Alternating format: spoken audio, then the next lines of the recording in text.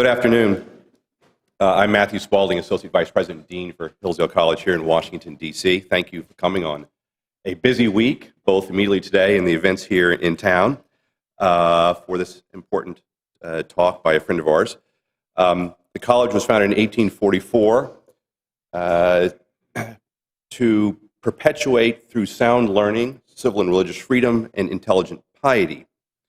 Last week we celebrated Constitution Day. One way we advance sound learning is we require each one of our students in our core curriculum to take a course on the United States Constitution, one of the only colleges in the country to do so.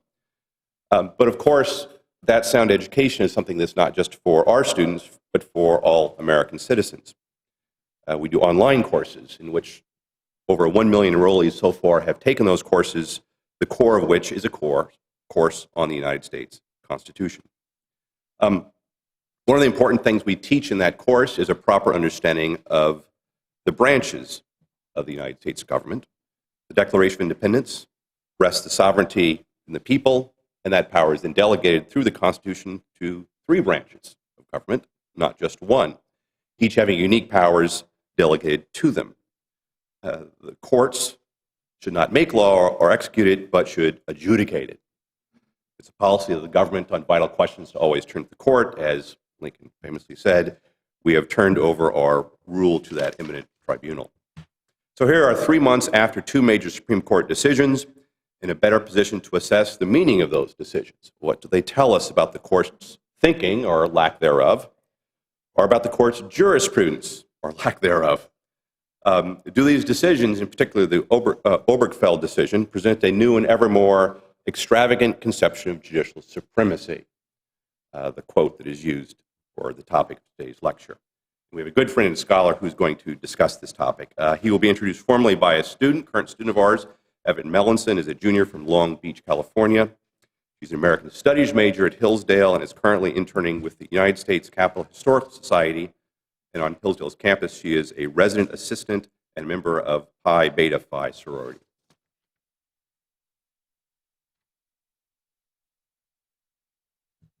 Thank you, Dr. Spaulding. Good afternoon, ladies and gentlemen, and welcome.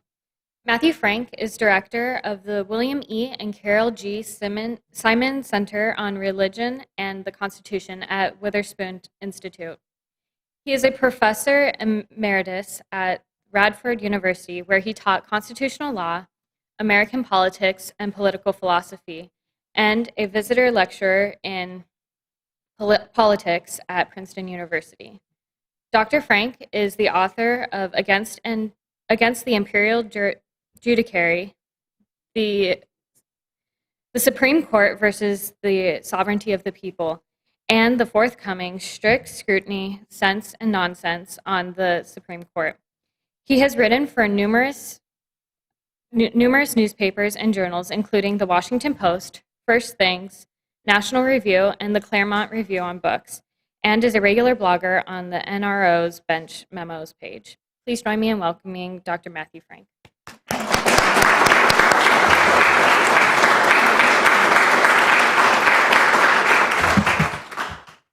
Thanks very much for that kind welcome. It's a great pleasure to be here at a bastion of constitutionalism in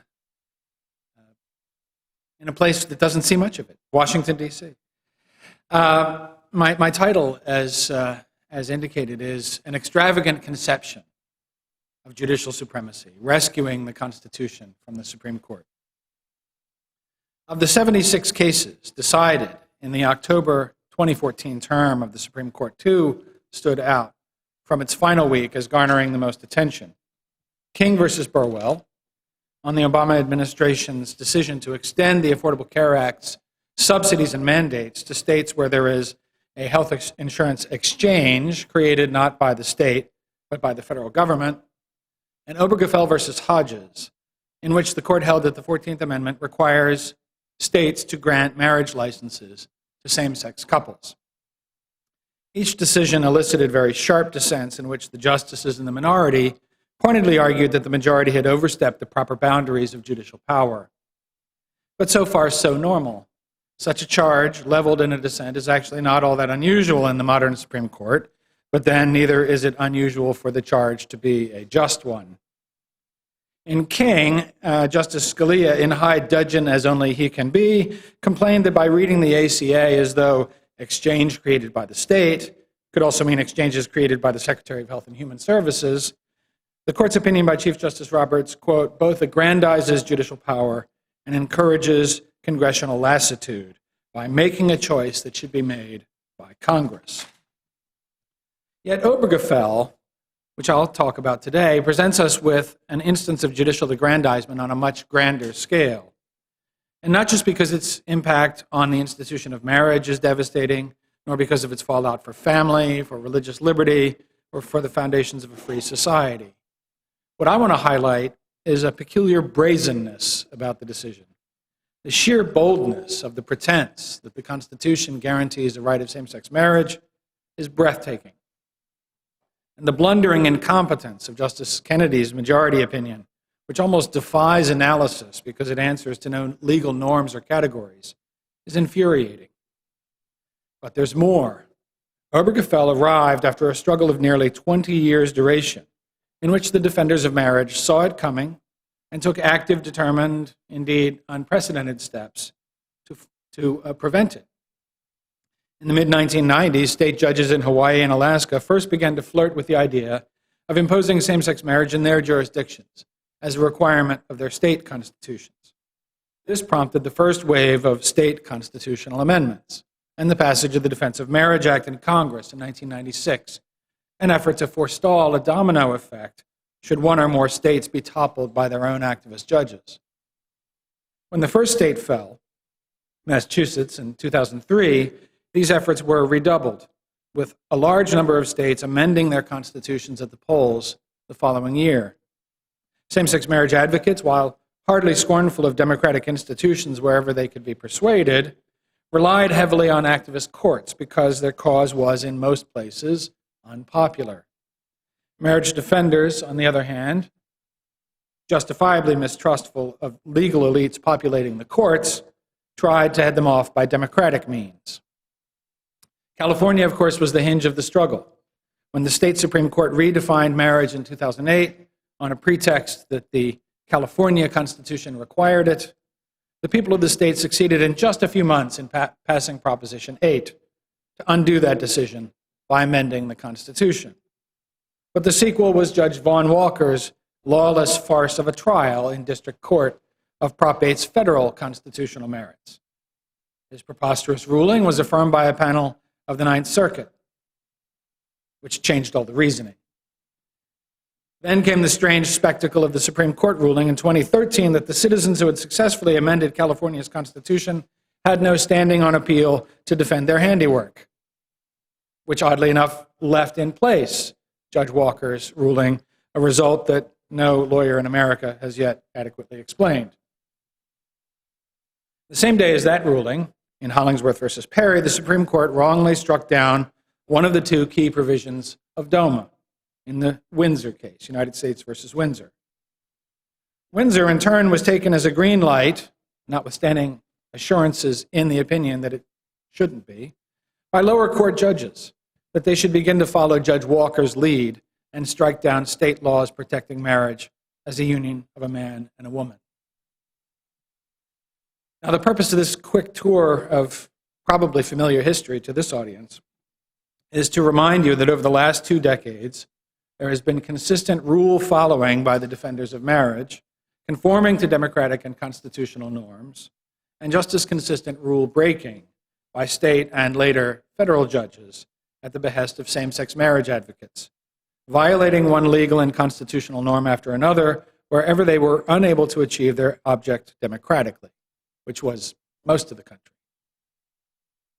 In addition to DOMA's passage by Congress in 1996, defenders of marriage managed to amend the constitutions of 3/5 of the states to protect marriage's true meaning in the law. We may say, therefore, that the federal judiciary, no less than the state courts, was on notice of what a clear majority of the American people believed about marriage and its place in our legal order.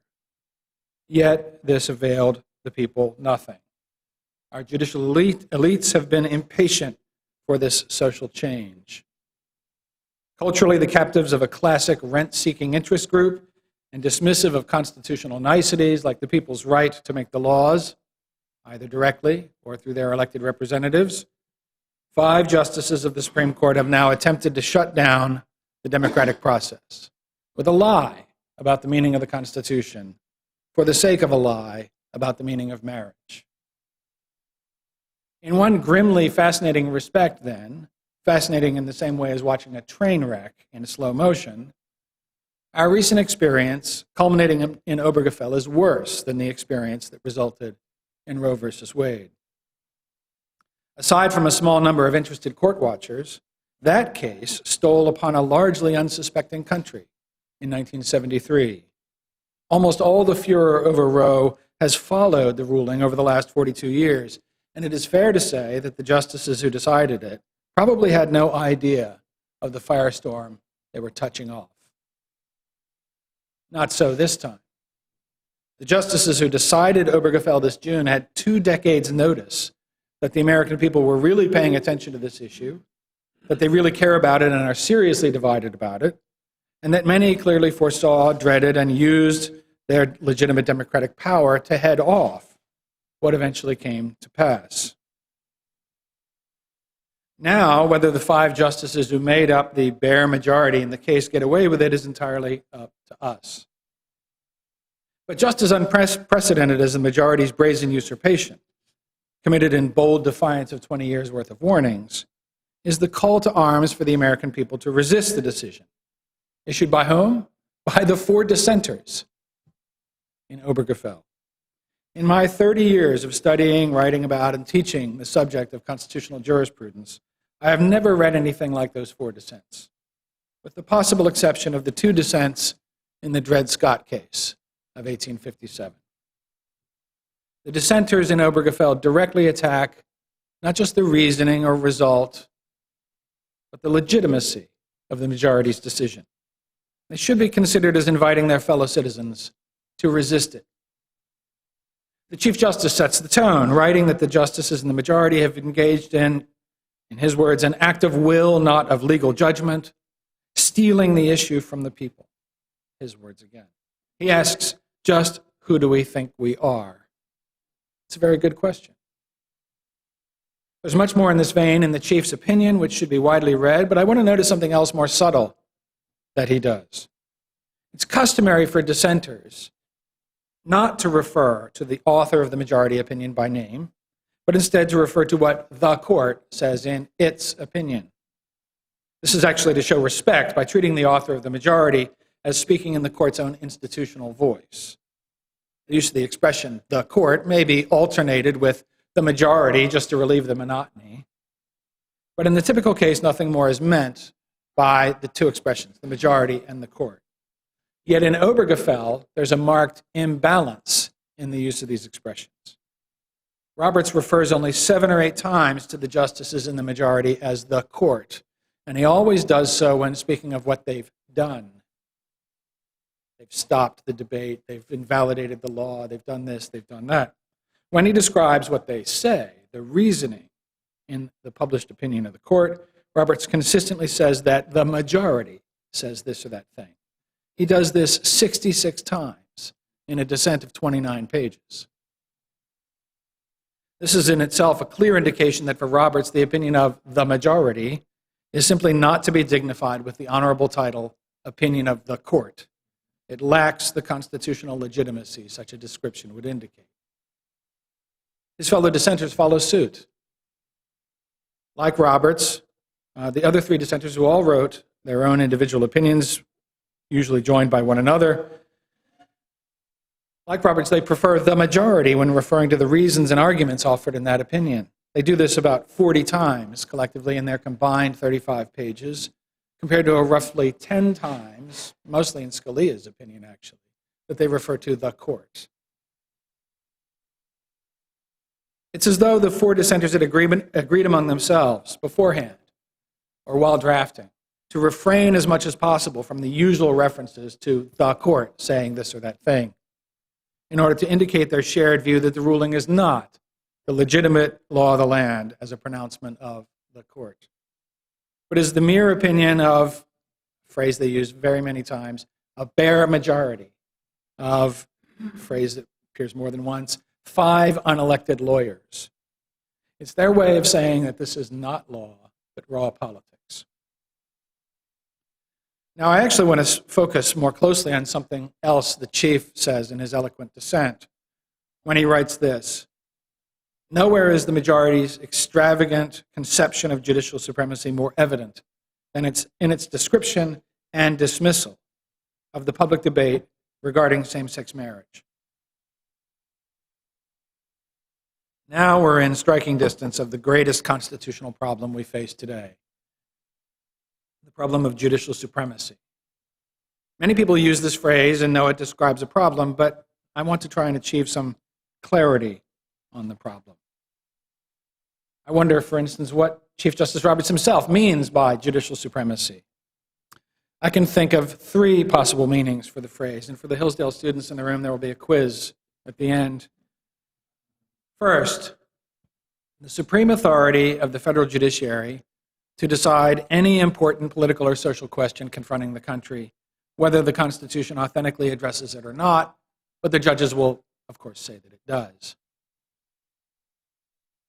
Second, the power of the federal judiciary to interpret any and all textual provisions or principles of the Constitution, so long as bare jurisdictional and standing requirements are met by parties who bring a case to the courts. Third, a decisive right to be obeyed, that is, the authority of the federal judiciary to impose an obligation of obedience to its interpretations of the Constitution, equivalent to the sworn obligation all office holders have to conform their actions to the Constitution itself. Now, I think that the Chief actually only means the first of these. For him, it will be the most alarming, I think. I call it, the first one, the judicial supremacy of imperial power. The background thinking goes something like this: we justices get to impose our moral vision on the country because, insulated as we are from politics, we are able to use the Constitution's majestic generalities to achieve policy outcomes that are substantively just for contemporary needs, founded on principle and not on the grubby jostling of interests that characterizes ordinary politics. Now, John Roberts, who famously described the Supreme Court as an umpire calling balls and strikes, and who really meant that, can be expected to recoil from this understanding of the judicial role. And his dissent in Obergefell is an impassioned denunciation of it. But consider now the second meaning of the phrase, which I'll call the judicial supremacy of textual breadth. In this understanding, we stay inside the 4 corners of the Constitution's text, but we gather into the court's purview everything we find there. All the Constitution's principles and provisions are potentially the material from which a judicial decision can be formed. This may sound uncontroversial, but for much of our history, this was not the court's own view of things. Even in Marbury versus Madison, the case famous from 1803 for declaring a part of a federal law unconstitutional and thus being the first exercise of federal judicial review, even in Marbury, there was a companion doctrine that came to be called the doctrine of political questions. These two, judicial review and the doctrine of political questions, comfortably coexisted for many years. The one saying that judges in appropriate cases can decide which acts of other institutions are constitutional, and the other saying, but not every constitutional question gives rise to such appropriate cases. And so some issues, real constitutional issues, the judges simply won't decide. In the last half century, however, in a judgment that is, in a development that has not been given nearly enough attention, the doctrine of political questions has all but vanished from constitutional law. Nowadays, it is fair to say that the Supreme Court generally considers the whole Constitution in all its parts as within its own power to enforce against all comers and in response to every species of complaint that can be framed by a lawyer in the familiar vocabulary of the law. But perhaps the most troubling of the possible meanings of judicial supremacy is the third one, which I'll call the judicial supremacy of authoritative depth. So we have breadth, and now we have depth. This is the view that when the Supreme Court has announced, in a case, an interpretation of the Constitution's meaning, that effectively is the Constitution's meaning for the rest of us. This means, in a remark attributed to Charles Evans Hughes before he became Chief Justice, that, quote, we are under a Constitution, but the Constitution is what the judges say it is.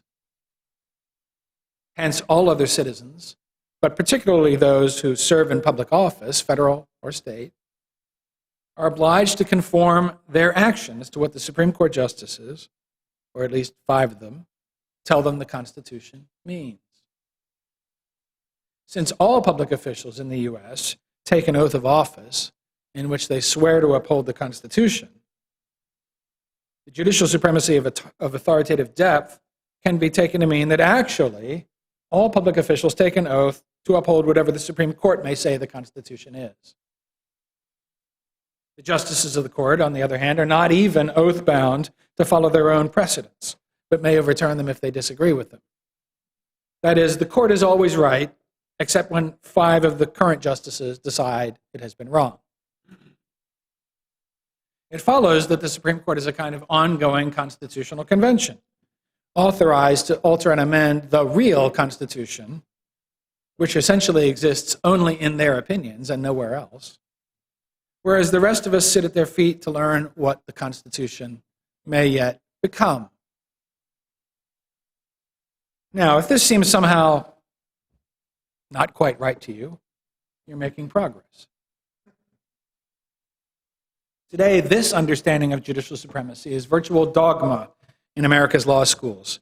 It was succinctly expressed by columnist Ruth Marcus in the Washington Post on Sunday. Haven't those presidential candidates heard of Marbury versus Madison? Bang, end of story. But interestingly enough, this was not the court's own view of its power until fairly recently. The first time the court said anything quite like that off-the-cuff and off-the-court remark of Hughes was in 1958 in a case called Cooper versus Aaron. There, the court's logic went like this. The Constitution is the supreme law of the land, higher than any laws that may contradict it. Well, that you can look up in Article 6. Secondly, ever since Marbury versus Madison, the court has understood that, the court said now, the federal judiciary is supreme in the exposition of the law of the Constitution. And so it follows, conclusion, that the decisions of the Supreme Court are themselves the supreme law of the land and must be followed by oath-bound public officials as equivalent to the Constitution itself. Now, I promise you, if there are any philosophy professors who teach logic in here, they can confirm this. The logic is impeccable. And so the conclusion follows, if the premises are true. And the first one is indisputable. The Constitution is the supreme law of the land. Certainly it says it as much. But the second premise, to say the least, is dubious. Even if Marbury versus Madison stood for a judicial supremacy of authoritative depth, and the best reading of it, I believe, is that it does not, it is simply not true that the country has believed for the last now 212 years that whatever the court says about the Constitution simply is the Constitution. Now let me come back to Roberts and his Obergefell denunciation of an extravagant conception of judicial supremacy. Which of our 3 possible meanings did he mean to denounce? Not the third. All the justices of the current Supreme Court, so far as I can tell, believe what their predecessors said in Cooper about their own rulings being the supreme law of the land. That's simply part of the judicial mindset today, the judicial supremacy of authoritative depth. I think as well it's doubtful that Roberts meant to denounce the second meaning, the judicial supremacy of textual breadth. For all practical purposes, all the justices today are on board with enforcing anything in the Constitution. Whatever's in it is fair game for judicial interpretation. No, I think he intends only to denounce the first meaning I gave, what I called the judicial supremacy of imperial power. He's perturbed, rightly, by the transparently despotic move of the majority in Obergefell. He's perturbed perhaps particularly by the explicitly living Constitution approach that Justice Kennedy takes for the majority. As when Kennedy writes this: "The generations that wrote and ratified the Bill of Rights and the 14th Amendment did not presume to know the extent of freedom in all its dimensions, and so they entrusted to future generations a charter protecting the right of all persons to enjoy liberty as we learn its meaning. When new insight reveals discord between the Constitution's central protections and a received legal structure, a claim to liberty must be addressed." This is an astonishing inversion of the truth about the Constitution. It is true that our ancestors who wrote and ratified it did not imagine their work captured the meaning of a free society in all its dimensions. Yet Justice Kennedy takes that commonplace truism, combines it with another blandly true observation that future generations can come to new insight about such things, and then, like a fellow on a street corner in Manhattan, plays a shell game with the reader, who belatedly realizes that he means future generations of judges are free to change the meaning of the Constitution without bothering with that democratic but difficult amending process. This is what has Roberts exercised. It's one thing to say that judicial interpretation of the actual Constitution carries an obligation for others to obey. It's plausible, I think, for Roberts that all issues of constitutional meaning are fit matter for judges to decide. But a made-up Constitution, evolving from year to year according to the new insight of any 5 out of a set of 9 unelected judges, that Constitution must be considered binding on everyone else? That just can't be. I've been suggesting, and I want to go further in this line, suggesting that neither Chief Justice Roberts nor any of his colleagues has plumbed the true extent of the problem of judicial supremacy. If one accepts what I call the second and third meanings, textual breadth and authoritative depth, if everything the justices say about anything in the Constitution is simply to be obeyed as the law of the land by everyone else, then the judicial supremacy of imperial power is virtually guaranteed to arrive as well, sooner or later. They're human beings. It'll happen. Indeed, one might begin just by accepting the third meaning, authoritative depth. Whatever the Constitution, whatever the court says about the Constitution is the Constitution for all others with legal authority and responsibility. Accept only that. And I think sooner or later you will find the judiciary's ambitions expand to embrace both the textual breadth and the imperial power. So even the dissenting justices in Obergefell, and this is sobering to think about, they seem unaware of how much they too are part of the problem. Each of the 4 dissenters, in fact, says in his own way, sometimes more than once, each of them, that the majority has put an end to the debate over same-sex marriage, which is as much as to suggest that what the 5 in the majority have said simply now is the Constitution, is the effective law of the land. Justice Alito says, quote, "Today's decision shows that decades of attempts to restrain this court's abuse of its authority have failed." Now, I don't know whom he has in mind as the parties responsible for those failed attempts. Does he mean other political actors, citizens, working through other institutions, have attempted for decades to restrain the court? There's little evidence of that in recent history. Does he instead mean, I think he means, merely that among the justices themselves, such attempts have been made by means of persuasion across the chambers in the course of deciding cases? It was said long ago by another justice of the court, Harlan Fiske Stone, in 1936. He went on to be Chief Justice as well, that the only check upon our own exercise of power is our own sense of self-restraint. But if that's right, that would mean that alone among the institutions of American government, the Supreme Court wields checks and balances in the separation of powers, while itself being subject to no checks at all. This amounts to circling back to our problem of judicial supremacy in the fullest, most extravagant sense of all three meanings. All right, I said earlier that the four justices in dissent have called on their fellow citizens to resist. But if they, like their fellow justices in the majority and typical of their kind, accept the dogma of judicial supremacy, what possible form can such resistance take? Here we have to start to transcend their categories. From inside the bubble created by the dogma of judicial supremacy, only two conventional responses seem possible. One is to amend the Constitution. This has been done on a few occasions, but it's a Herculean undertaking. The lack of progress on a human life amendment since Roe is a sobering reminder of the difficulty. Moreover, the root of amending the Constitution is not really a challenge to judicial supremacy, but can even be seen as a concession to it.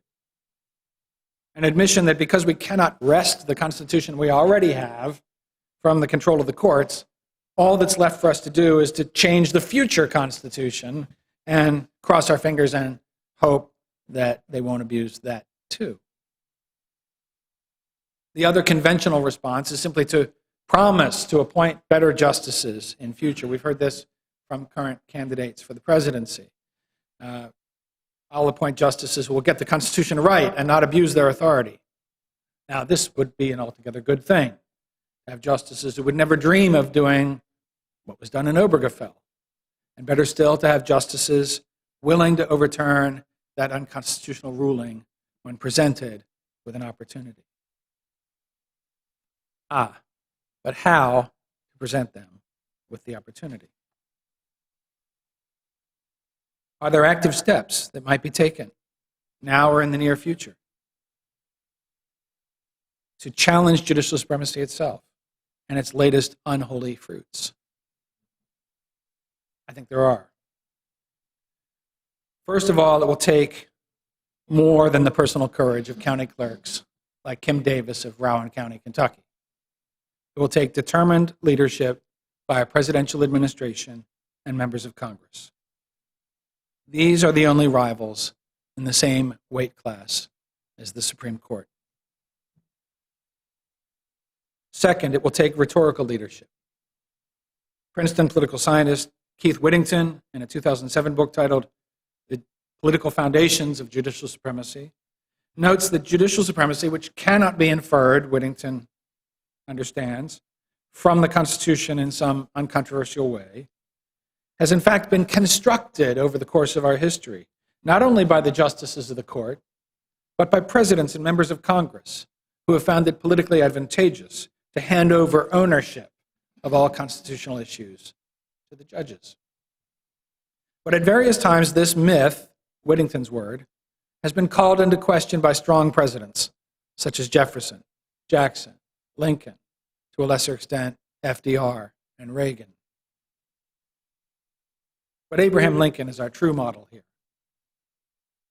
Lincoln resolutely opposed any acceptance of the Dred Scott decision from the moment of its announcement right into his presidency.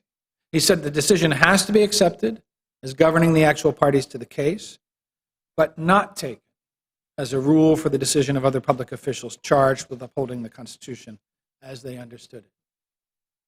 And so his administration issued patents and passports to free black citizens, indicating their disagreement with that citizenship question in Dred Scott. And Lincoln signed an act of Congress in 1862 prohibiting slavery in all the territories, in direct defiance of that element of Dred Scott. Just as importantly, he provided rhetorical leadership throughout. Here he is in his first inaugural address. Dr. Spaulding partially quoted this. The candid citizen must confess that if the policy of the government upon vital questions affecting the whole people is to be irrevocably fixed by decisions of the Supreme Court the instant they are made in ordinary litigation between parties in personal actions, the people will have ceased to be their own rulers having to that extent practically resigned their government into the hands of that eminent tribunal. Lincoln identified the stakes. Are we our own rulers? Or have we resigned our government, as to the most vital questions affecting us all, into the hands of a tribunal of 9 lawyers, any 5 of whom have authority to govern us? In some respects, we have it tougher than Lincoln.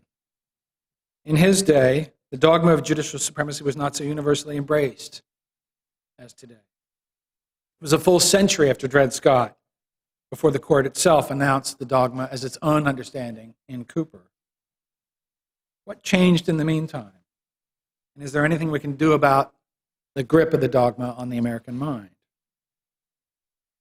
One interesting historical development I want to talk about quickly and provide something practical for us to grab hold of. A significant change was made in the way the court conducts its business, exactly 90 years ago this year. This was the Judiciary Act of 1925, an act of Congress known at the time as the Judge's Bill, because members of the Supreme Court actually drafted the legislation that proceeded through the Congress.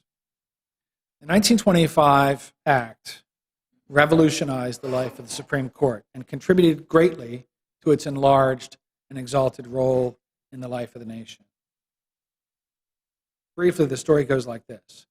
By the beginning of the 20th century, the docket of the court had become so crowded with cases that the justices were required to hear hundreds of cases each year, and many were held over undecided to succeeding years of the docket. In the mid-19-teens, the court was disposing of upwards of 400, 500, even 600 cases a year, actually disposing of them, not counting the ones held over. Why so much work? Because at the time, the laws, the acts of Congress governing the jurisdiction of the federal courts, gave too many litigants a right to take a mandatory appeal to the Supreme Court, often in cases of no particular importance. When former President Taft became Chief Justice in 1921, he made it his mission to get the docket under control. Thus, the Judge's Bill was of paramount importance to Taft. What that bill did was bring an end to whole great categories of appeals that the court had been obliged to consider, and instituted or broadened the modern writ of certiorari system. From then on, Supreme Court review of what lower federal courts and state Supreme Courts decided was increasingly discretionary. The cases could be taken by the justices for review, or they could be left alone. As the leading historians of the bill, Felix Frankfurter, later Supreme Court Justice, and James Landis, also of Harvard Law at the time, as they put it, after 1925, the Supreme Court would be, quote, the arbiter of legal issues of national significance. And the court itself would be in charge of saying what those were.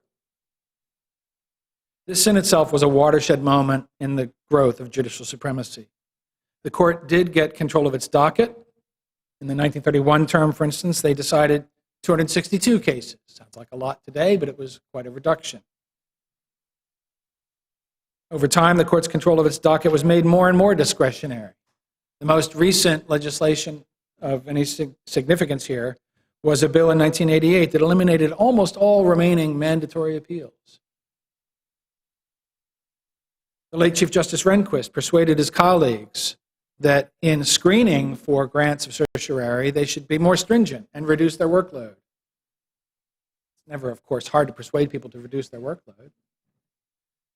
The last term in which Warren Burger was Chief Justice, the court heard and decided 171 cases. Rehnquist became chief then, and by 1990, it was 134. By the October 2000 term, just 88 cases, including the 2 Bush versus Gore cases that came up unexpectedly. Chief Justice Roberts, who had clerked for Rehnquist when he was an associate justice, followed suit, persuaded his colleagues to reduce the docket still further. The justices decided 85 cases in the 2010 term, 79 in the 2012 term, and as I said at the outset, just 76 in the term just concluded. The Supreme Court today hears fewer cases than at any time in the last century and a half. Undeniably, it now hears only important cases. That's assuredly the justice's own view of the matter. And the court has maximized its time to consider each of these relatively few cases and to write lengthy opinions when deciding them. But do the justices hear all the truly important cases? They should. Last fall, about a year ago this time, the court declined to review decisions from the 4th, 7th, 9th, and 10th circuits, which had collectively struck down the marriage laws of more than 20 states. Only when the 6th Circuit caused a split among them in November, upholding the laws of its 4 states, only then did the court feel obliged to take up the issue. And then Justice Kennedy had the temerity to suggest, in Obergefell, that lower court rulings he had done much to encourage and which he and his colleagues would not lift a finger to review constituted a trend in favor of same-sex marriage. Had the court taken the cases it declined a year ago, it's quite possible, more than possible, that the same result in Obergefell would have been reached a few months sooner. Nonetheless, it should appall us that the justices were by and large content to have circuit judges revolutionize the law of marriage in state after state, as long as the justices could get away with saying nothing. I want to suggest that the 1925 Judiciary Act and its successor acts that made the court's docket discretionary have turned out to be extremely problematic features of our legal system.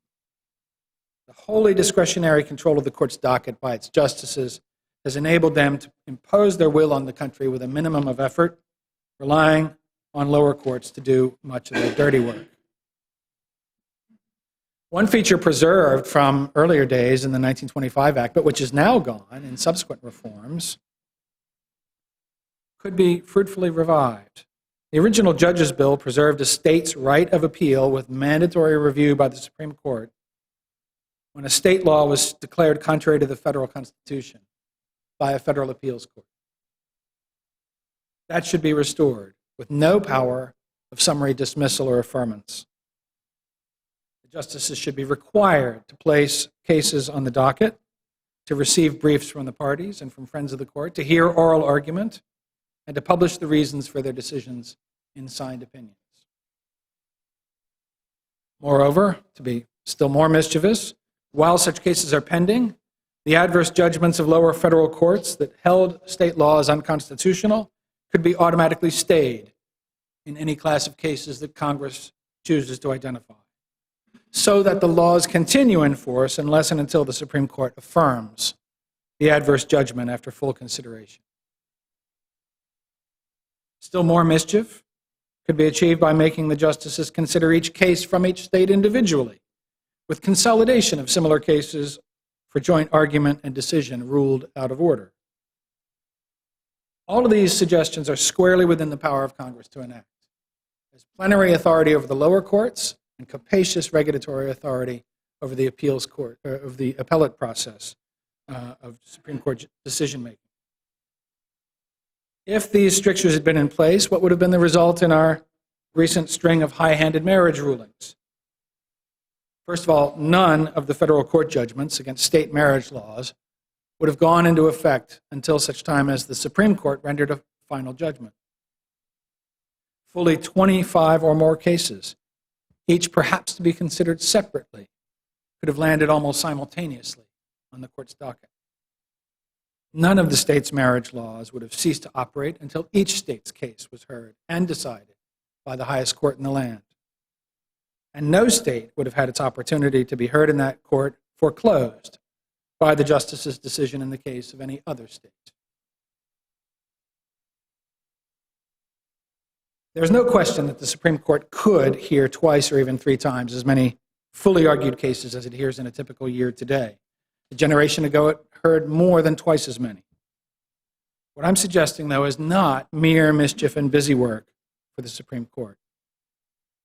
The reform of jurisdiction and judicial process I've just sketched could even be enacted today, and it would effectively restore the marriage laws of any state not explicitly governed by the order in Obergefell, which affects only the 4 states of the 6th Circuit. It would require public officials in the other states to be courageous enough to act on their oath to the Constitution without confusing it with an oath to follow the Supreme Court's latest pronouncements on the Constitution. It might take fresh acts of state legislatures to restart the debate. But with the help of a determined Congress and President who has the courage to lead on this issue, the debate over the meaning of marriage could be reignited. Are you sure about it, we would say to the justices. Decide this case. Decide it again. Say it again. Say it over and over. Obergefell would then become not the end of the debate that the dissenting justices lamented, but another chapter in an ongoing struggle to recapture the law from the Supreme Court. All right. Wouldn't the court just double down on Obergefell, repeatedly striking down one marriage law after another? Wouldn't it be better, as some have suggested, to withdraw the jurisdiction of the court from cases like this? That's an option that might have once made sense, a year or two or 5 ago, but Obergefell is in the past. The thing to do now is to create opportunities for the court to revisit the issue squarely in future cases that it cannot avoid, and to count on time and the political and electoral process to create opportunities for the President and the Senate to fill vacancies on the court with justices who get it, justices who understand that the country will not tolerate a rogue Supreme Court intoxicated by the myth of its own supremacy. It's not the judge's constitution. That's a falsehood that has been increasingly fashionable since the Judge's Bill of 1925. It's the people's constitution. And with intelligent, creative leadership, using the tools the Constitution already makes available, no amendment necessary, we can have it back. The dissenting justices themselves have issued the call for resistance, and no doubt would welcome the opportunity to add a 5th vote to their number and overturn the travesty of Obergefell. Let's not fail them or our posterity. Thank you.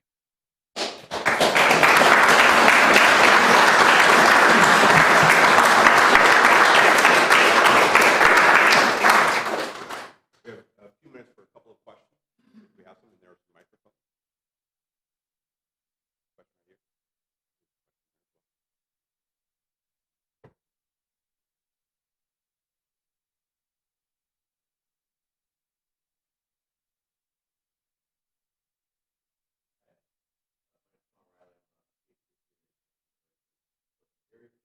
My question, as you're talking, I'm reminded of Tocqueville's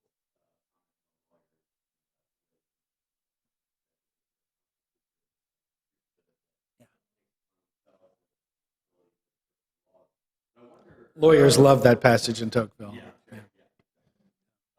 wonder to what extent is this sort of an inherent problem with polity that understands itself as fundamentally founded on law. In contradiction to, say, a polity like the English, where their constitution is not a law. Yeah. Tradition itself. So that sort of seems like a distinctive characteristic. Yeah. No, that's right. I mean, we are a nation founded on the idea of the rule of law, as John Adams' Massachusetts Constitution of 1780 puts it, government of laws and not of men. The trouble now, of course, is that the gravest threat to the rule of law comes from those black-robed priests of the law we call justices of the Supreme Court.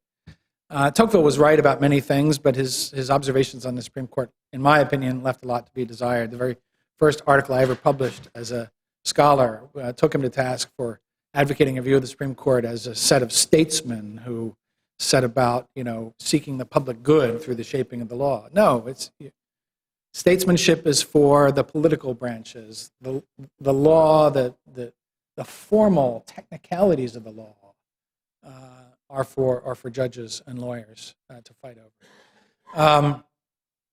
It's also, I think, unfortunately the case, and here I'll sound like a critic of the Founding Fathers, that they seem to have provided us, in retrospect, with insufficient checks on the Supreme Court.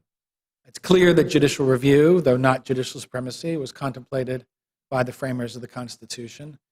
But some of the checks that they had in mind, including impeachment, which Hamilton mentions in Federalist 81 as available for run-amok judges, they turn out not to be as useful as perhaps the framers thought they were. Only one justice has been impeached in our history. He was, I would say, probably rightly acquitted, but it was a close case, Samuel Chase. Jefferson was right, one of a surprisingly small number of times about the Constitution this time, when he said that after the Chase acquittal, impeachment was just a scarecrow.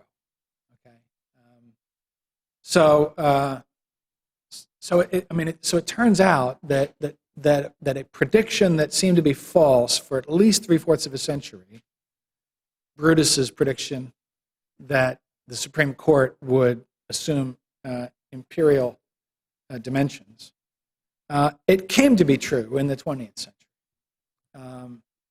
Now, we have to rethink. As Lincoln said, as our case is new, we have to think anew and act anew. So we have to take what the Constitution makes available to us and think anew about the threat to the rule of law that judges are. One way we can begin to do it is to get in the habit of referring to Supreme Court rulings that get the Constitution wrong as unconstitutional rulings.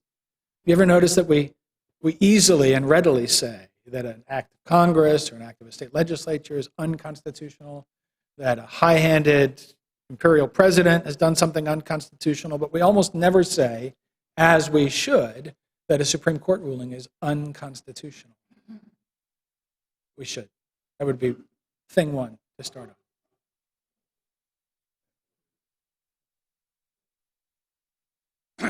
Stuart Reuter. There's another way to amend the Constitution that would bypass our dysfunctional Congress. Yes. That is the Convention of States. Is that an Article 5 It is. Item? Yeah. Could you talk about that, please? Sure. The Constitution provides 2 ways to propose amendments and 2 ways to ratify them. We've only ever proposed amendments by the first method, by the vote of 2/3 of each House of Congress. But you can mandate that Congress call a convention to propose amendments when 2/3 of the states have called upon Congress to do so. I'm not sure where we are in recent calls by states, how close we are to the 2/3 margin, but it appears on the face of things to be obligatory for the Congress to call such a convention once that threshold of 2/3 of the states is met. That convention can, of course, in principle, I think, propose anything. There are people who argue about whether you can confine such a convention to the kinds of proposals that gave life to the movement to call it in the first place. I rather think you can't. I mean, look at Philadelphia, 1787. They kind of went beyond their brief there, too, and did much more than amend the Articles of Confederation. So there's reason perhaps to worry about, a so-called runaway convention. But whichever way you get amendments proposed by Congress or by such a convention, then, of course, they're sent out to the states for ratification, either by 3/4 of the states acting in their legislatures or by 3/4 of the states acting in special conventions convened just for that purpose. That was only done once to repeal prohibition. That's the only amendment we ever did ratified that way. But I'm actually opposed to most of the amendments we already have. So I'm not wild about proposing constitutional amendments to deal with the problems in the framers' Constitution of 1787. Now someone's going to want to know which amendments I would get rid of. Ken Masugi. Wait for the mic, Ken. Good to see you, Ken.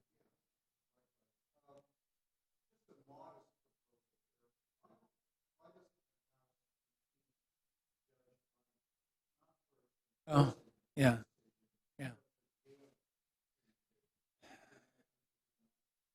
That's a tough one. It looks to me like Judge Bunning is simply carrying out the remorseless logic of Justice Kennedy's Obergefell ruling, and it's the Kennedy majority and not Judge Bunning who's the problem. I mean, Yeah. For encouragement of the others, as they say. Yeah. I suppose so. It's certainly, I think it's worth having some congressional hearings on the whole universe of problems here. Kim Davis's case is a difficult one. I think that as a public official, she's giving inspiring and courageous witness to the truth about marriage and the truth about religious conscience, and yet someone in Rowan County is obliged, as a matter of law now, in a state that is governed by Obergefell, Kentucky being in the Sixth Circuit, someone in the county seemingly has to issue the marriage licenses. So I'm sympathetic to her, but also to Judge Bunning in certain respects.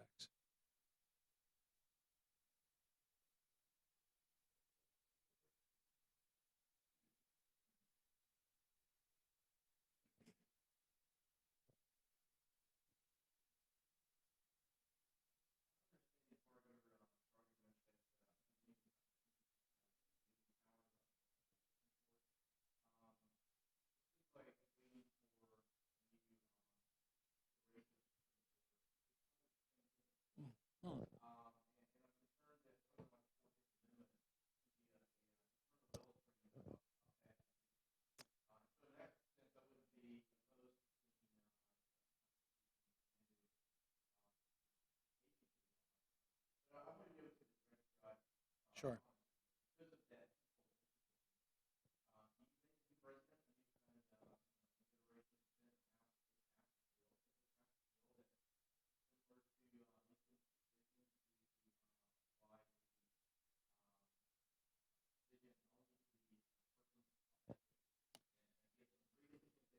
Yeah, that's a tough question. Yeah,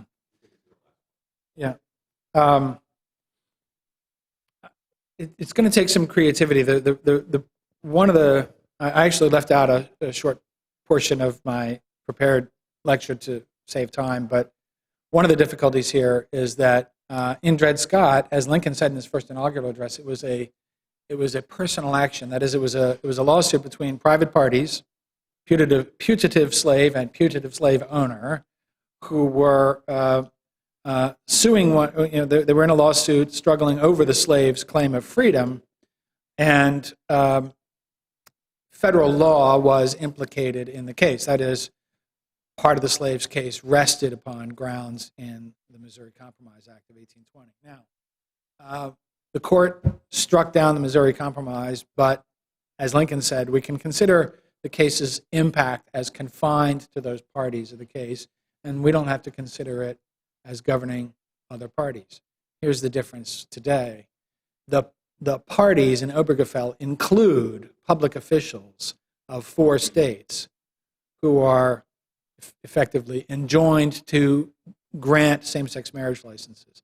And unlike, say, the situation with Roe versus Wade, in which legislatures were free to probe at the edges for the last 42 years of the abortion license with new regulations or limits on partial birth abortion, that sort of thing, Obergefell effectively imposes an affirmative obligation on those public officials, this is what Judge Bunning has done to Kim Davis, to grant these marriage licenses.